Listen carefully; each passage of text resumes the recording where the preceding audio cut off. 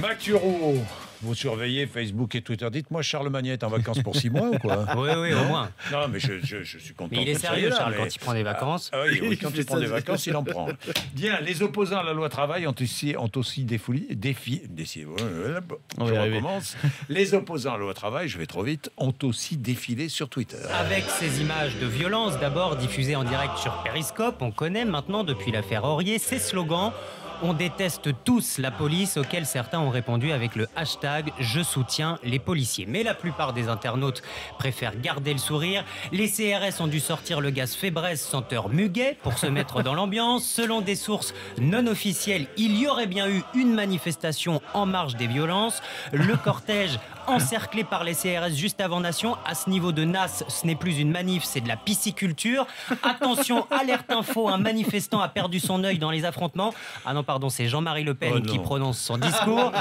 Tiens d'ailleurs, en parlant du FN, on a remarqué l'irruption des Femen lors du banquet frontiste. Eh bien oui, c'est une promesse de campagne pour une France apaisée, des seins à l'air chaque 1er mai, votez Marine Le Pen. Et puis enfin, il y a ceux qui se demandent si la manifestation avait vraiment du sens cette année, parce que franchement, fêter le travail un dimanche férié, c'est un peu comme demander à un célibataire de passer sa soirée de Saint-Valentin dans un couvent. Et puis de toute façon, la seule qui lui fera vraiment sa fête au travail, c'est Myriam El Khomri. Bon, l'autre info qui a fait bondir les profs sur Twitter. Claude François, bientôt dans les manuels scolaires. Oui, c'est un prof de collège qui a remarqué cet exercice dans l'édition du manuel Bordas 2016. Pour comprendre le mécanisme de l'électrocution, les élèves devront plancher sur le rapport d'autopsie établi par le médecin légiste de Clo-Clo. Pour la rentrée, je demande un renfort de Claudette au rectorat pour un cas pratique. Plutôt que d'augmenter les profs, pensez à leur fournir leur costume à paillettes.